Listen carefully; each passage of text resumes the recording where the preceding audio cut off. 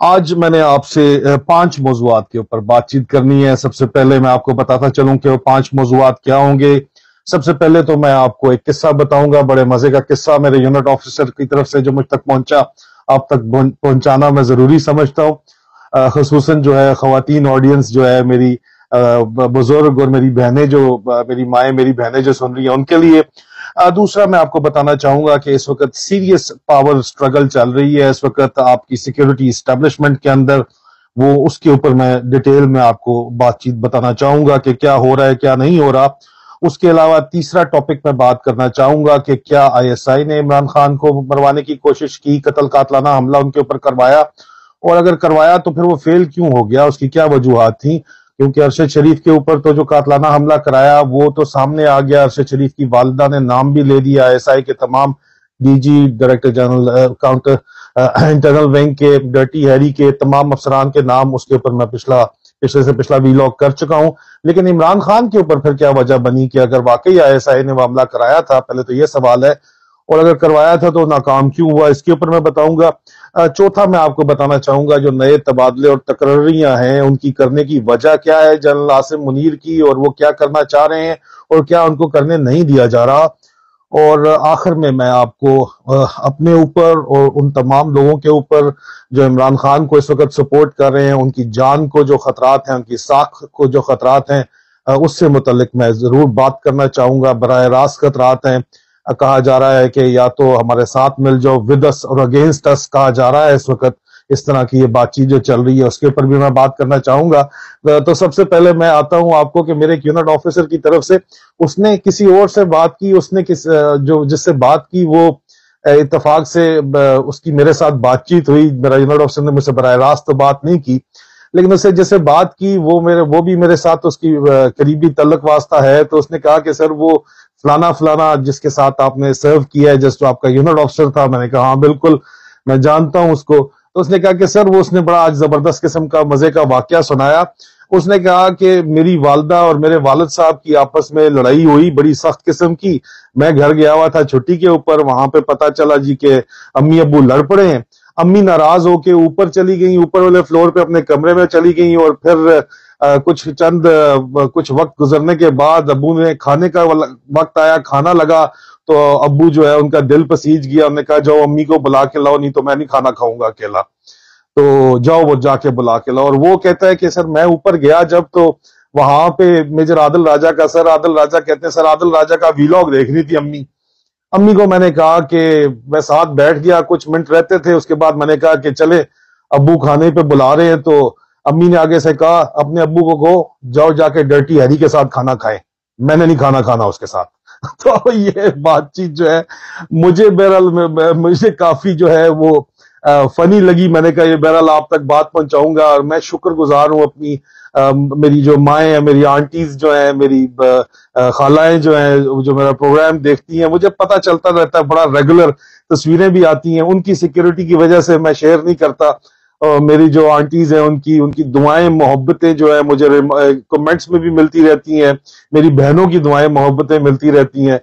میں زبان کا مجھے کہا گیا ہے کہ اپنا خاص خیال رکھا کرو، تم فضول باتیں گالیاں شالیاں مت دیا کرو۔ میں ضرور پوری کوشش کروں گا جی کہ جذبات میں بہ کے کوئی غلط الفاظ استعمال نہ کروں، یا پھر کوڈ ورڈ کے اندر استعمال کروں، جو بھی استعمال کروں۔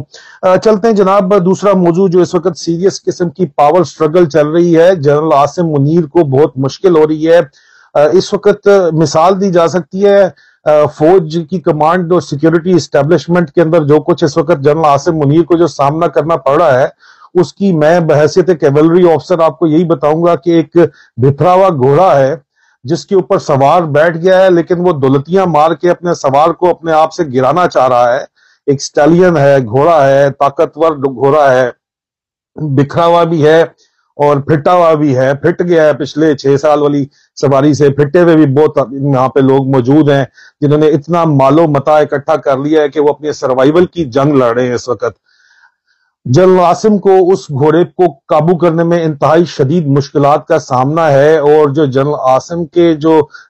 لیکن وہ جانتے ہیں کہ کس قسم کا ان کو جو پریزنٹیشنز دی جا رہی ہیں وہ بھی ان کو غلط پریزنٹیشنز، ایک غلط پکچر پینٹ کرنے کی کوشش کی جا رہی ہے. جو ایکشنز پچھلے 6 سال میں خصوصی طور کے اوپر پچھلے 8 مہینے کے اندر کیے گئے ان کو جسٹیفائی کرنے کے لیے جو اسٹیبلشمنٹ کے جو نمائندے ہیں، ڈرٹی ہیری پارٹی ہے، وہ اپنی وجوہات دے رہی ہے، اپنی سپورٹ کے اندر دے رہی ہے. اور جنرل عاصم منیر کو اشارے کنایوں کے اندر بتوایا بھی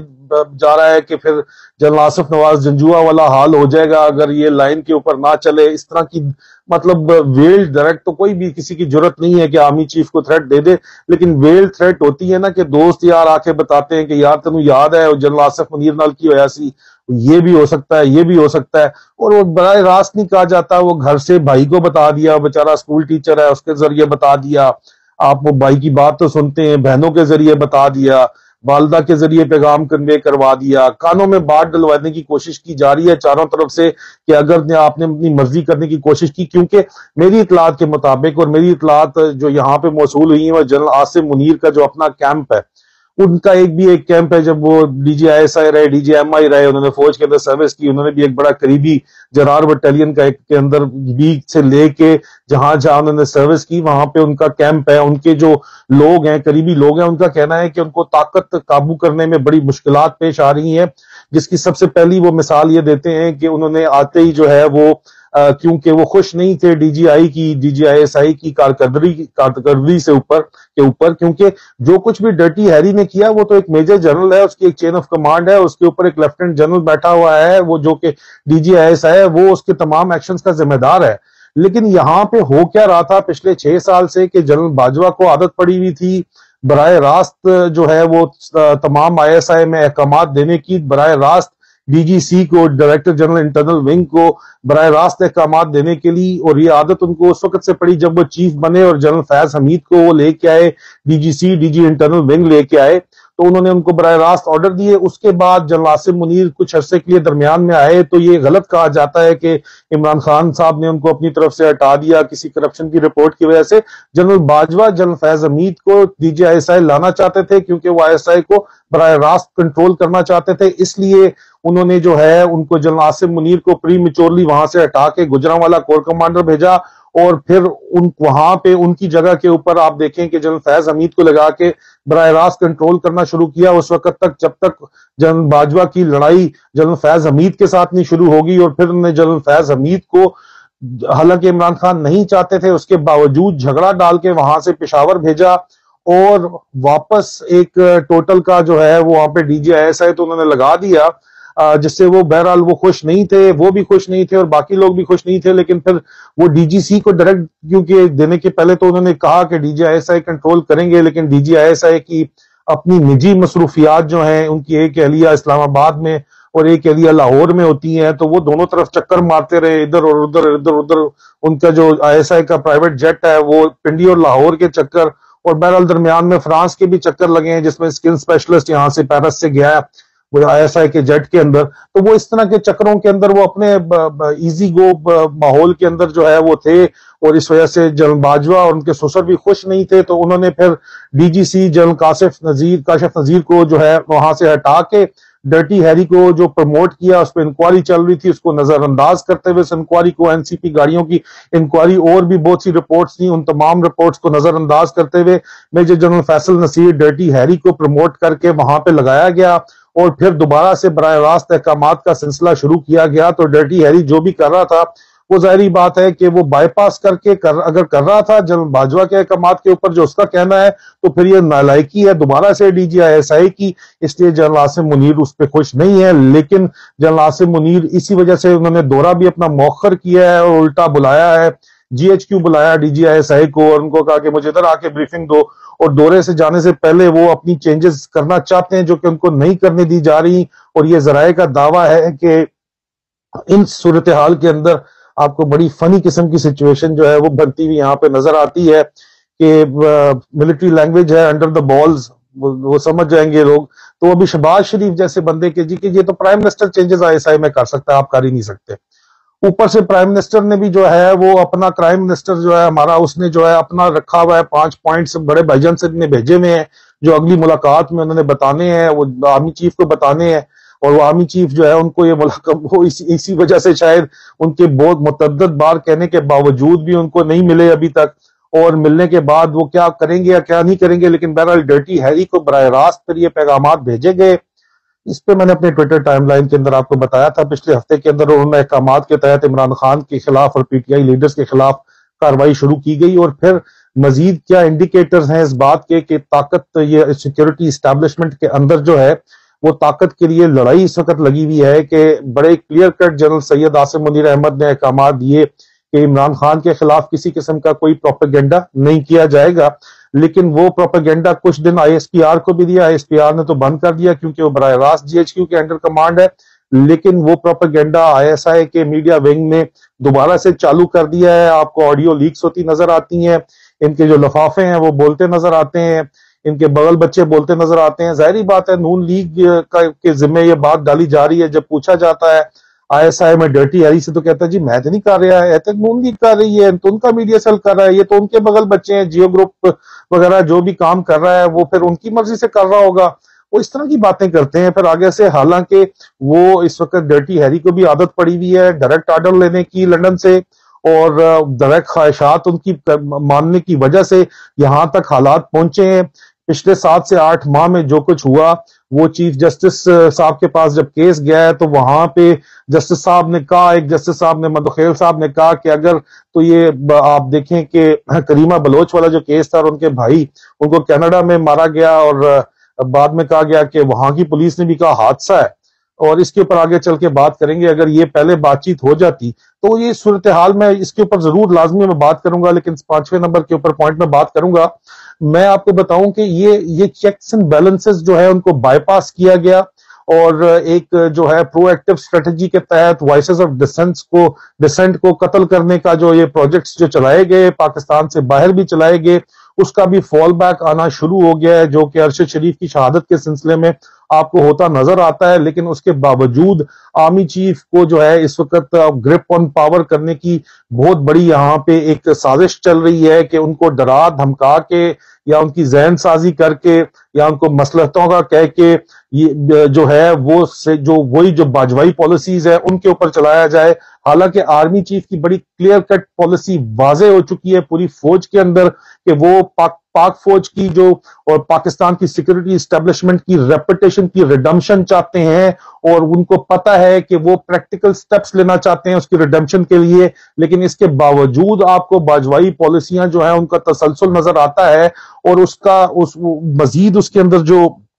مجھے بات چیت پتہ چلی ہے اور جو اس وقت بات چیت ہو رہی ہے، وہ جنرل عاصم منیر کا جو کیمپ ہے، انٹیلیجنس کمیونٹی جو پاکستان کی ہے، ان کے اندر بھی جنرل عاصم منیر کے کیمپ کا دعویٰ ہے کہ ان کو یہ وہ کام نہیں کرنے دیے جا رہے جو وہ کرنا چاہتے ہیں، اور ابھی اس وقت طاقت ان کے کنٹرول میں مکمل طور کے اوپر نہیں آئی۔ اور اسی سے ریلیٹڈ جو ہے میرا اگلا پوائنٹ ہے کہ جو ہی طاقت ان کے پاس آئے گی تو بہت اہم تقرریاں اور تبادلے ہیں جو وہ کریں گے، کیونکہ وہ جنرل باجوہ کی پالیسیز سے متفق نہیں تھے، اور اسی وجہ سے انہوں نے آتے ہی جنرل باجوہ جو آخری ہفتے میں چند تقرریاں چند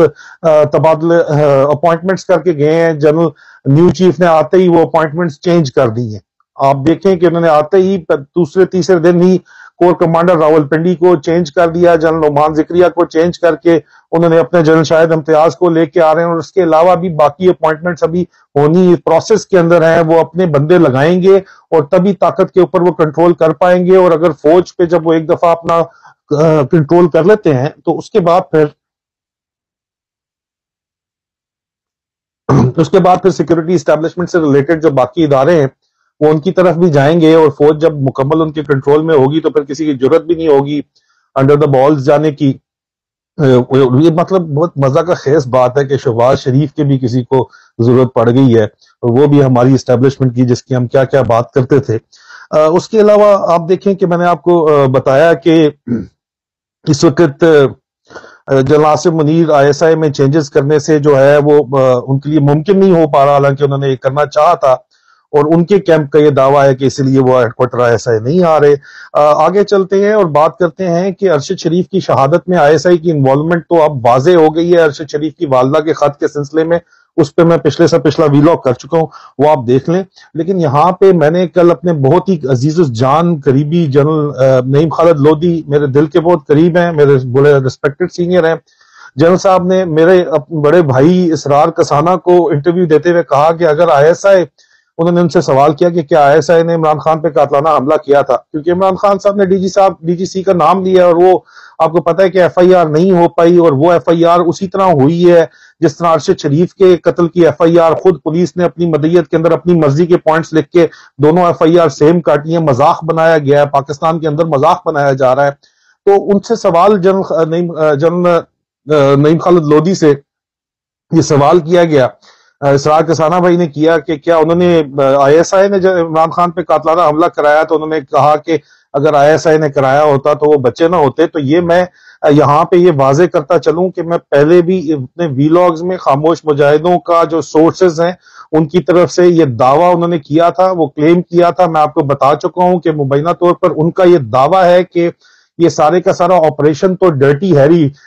مطلب DG انٹرنل ونگ کا یہ آپریشن تھا، ISI کا ہی آپریشن تھا، لیکن شوٹرز جو ہے وہ مبینہ طور پر نون لیگ سے مانگے گئے تھے تاکہ یہ ذمہ اگر کوئی آئے تو ہمارے اوپر شیئرڈ رسپانسبلٹی ہو، یہ آپس میں بندے رہیں ایک دوسرے سے۔ اور جو شوٹرز پرووائڈ کیے گئے تھے وہ نون لیگ کی طرف سے یہ کہا گیا کہ مبینہ طور پر یہ دعویٰ کیا ذرائع نے کہ میاں جاوید لطیف نے شوٹر پرووائڈ کیے تھے، اور وہ شوٹرز کا فیلئر تھا جس کی وجہ سے عمران خان بچ گئے، اور اللہ نے عمران خان کو بچانا تھا اس لیے وہ بچ گئے۔ اس کے اوپر میں انتہائی واضح بات کر چکا ہوں۔ اگر ہاں ISI کا ہی آپریشن ہوتا مکمل تو وہ ارشد شریف شہید نہیں بچ سکے، یہ بات ہمارے سامنے ہے، اس بات کا ہمیں علم ہے، لیکن یہ وضاحت دینا میں ضروری سمجھتا تھا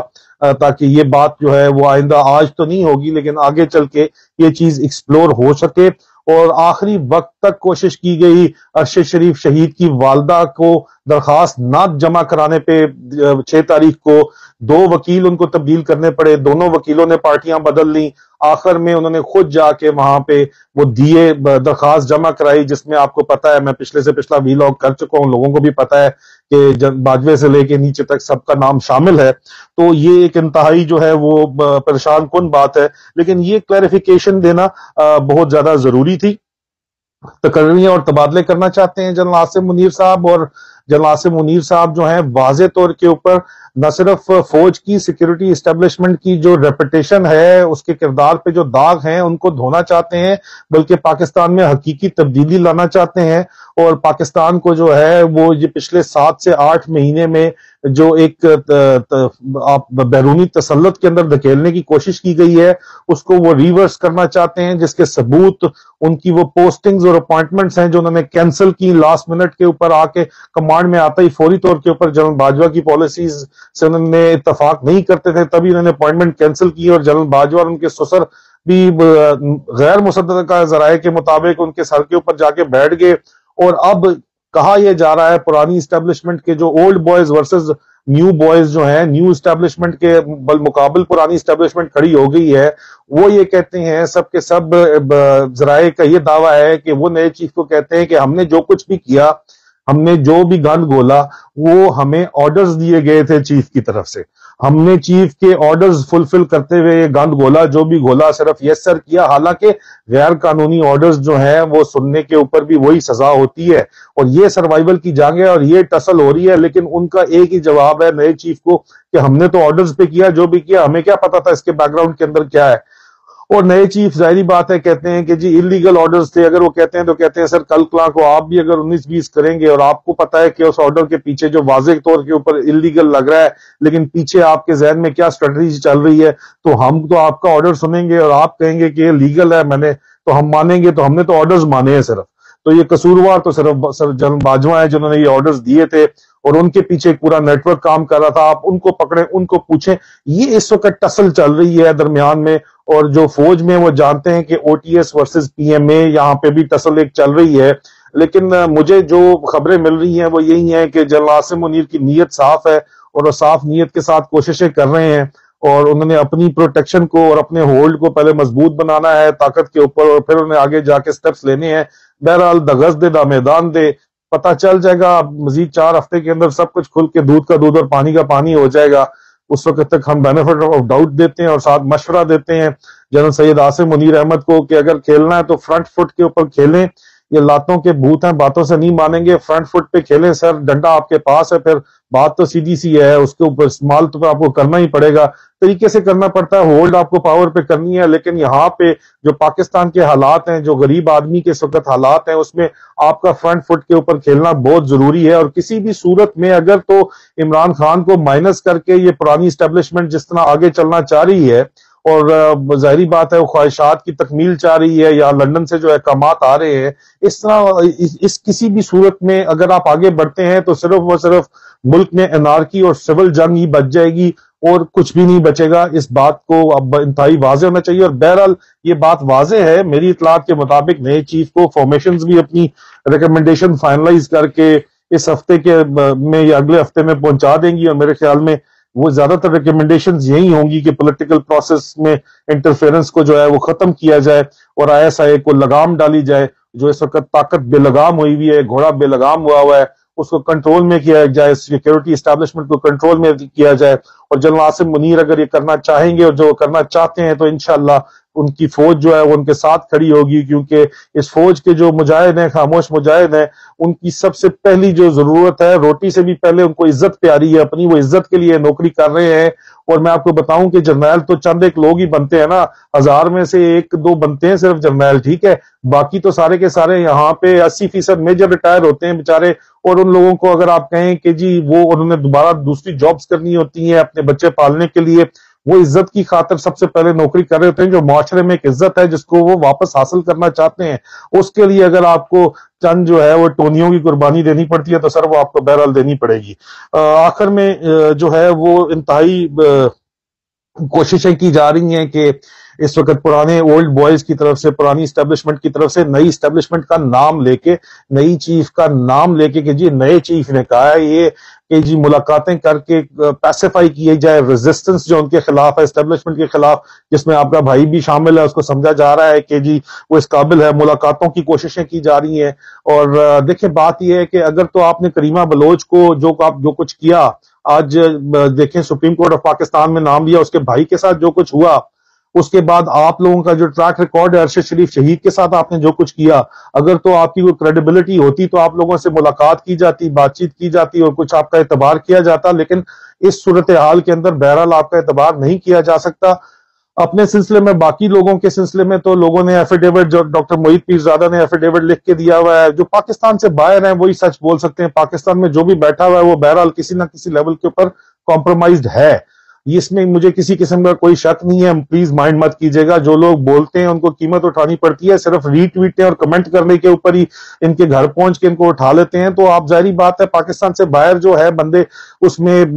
वही लोग इस वक्त बोल पा रहे हैं, उनको उनकी जान को इस वक्त शदीद खतरा है। मेरी जान को जो खतरा है वो मैं आपको पहले बता चुका हूं, और किन लोगों से खतरा है वो मेरी यहाँ की पुलिस को मैंने राइटिंग दे चुका हूं। एक ओपन केस चल रहा है, उस ओपन केस के तहत जो है मुझे प्रोटेक्शन भी प्रोवाइड की जा रही है। यहाँ लंदन में मुकीम कौन कौन लोग हैं और पाकिस्तान की इस्टेब्लिशमेंट में और पाकिस्तान में कौन कौन लोग हैं, एक एक का नाम और कोई 50 एक नाम है जो मैं दे चुका हूं यहाँ पे, यहाँ की पुलिस को इन राइटिंग दे चुका हूं। अगर मेरे साथ कुछ होता है तो यही काम जो है बाकी लोग भी कर रहे हैं। डॉक्टर मोहित पीरजादा ने भी अपने जो है वो सोलिसिटर को, अपने लॉयर्स को एफिडेविट के तौर पे ये बातें जो है लिख के जमा करा दी हैं। पाकिस्तान से बाहर जो भी लोग भाई बैठे में हैं उनको ये प्रिकॉशंस बहरहाल लेनी पड़ेगी कि उनको, अगर वो इमरान खान का साथ दे रहे हैं, हक और सच की बात कर रहे हैं, तो उनको ये लिख के देना चाहिए, अपनी ये प्रिकॉशंस ले लेनी चाहिए कि उनके खिलाफ ये कार्रवाई की जाए तो उसका जिम्मेदार कौन होगा। क्योंकि अरशद शरीफ की शहादत के बाद ये इंतहाई बात वाजे है कि जो कुछ ये करना चाह रहे हैं,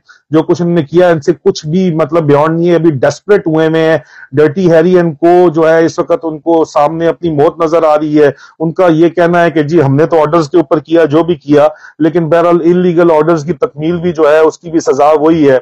जो ऑर्डर डिसोबे की है। اور اسی سلسلے میں وہ نئے چیف کے آرڈر ڈسوبے کرتے ہوئے عمران خان کے خلاف پروپیگنڈا چلا رہے ہیں. آئندہ آنے والے دنوں میں مجھے بھی کہا گیا آپ کی بھی کوئی ویڈیو آڈیو جوڑ توڑ کے نہیں نکالیں گے. ایک اور پہلے بہت سی نکال چکے ہیں, بڑے چینلز پہ چلا چکے ہیں. آج عمران خان کے خلاف آڈیو نکلی ہوئی ہے, کہتے ہیں ابھی آپ کی نکالیں گے, آگے آڈیو ویڈیو مزید نکالیں گے, ڈسکریڈٹ کرنے کی کوشش کریں گے, چینل ڈاؤن کرنے کی کوشش کریں گے. ٹویٹر کو ہر دوسرے دن خط لکھتے ہیں اپنے. یہ ابھی جو ہے نا آخری جو تڑپ رہے ہیں نا, یہ جو ان کی تڑپ ہے پانی سے نکلنے کے بعد مچھلی جس طرح تڑپتی ہے اس طرح ڈرٹی ہیوی پارٹی اس وقت تڑپ رہی ہے. تو ان کی تڑپ جو ہے وہ پاکستان کے لیے بہرحال خوش آئند ہی ہے, مجھے تو یہی لگتا ہے. اور اگر یہ آپ نے تالاب صاف کرنا ہے تو تالاب سے پھر مرا ہوا کتا تو نکالنا ہی پڑے گا. اور میں آخر میں پھر دوبارہ یہی کہوں گا جنرل سید عاصم منیر احمد کو کہ sir just play on front foot, don't worry about them. The entire army will stand behind you, the entire nation will stand behind you if you are serious in doing what you are saying you are serious in doing. آپ change جو لانا چاہتے ہیں اس میں فوج بھی آپ کے ساتھ ہے, قوم بھی آپ کے ساتھ ہے. بسم اللہ کریں, ان کی ایسی کی تیسی. انشاءاللہ بشرط زندگی بہت جلد دوبارہ آپ لوگوں سے ملاقات ہوگی. فی امان اللہ.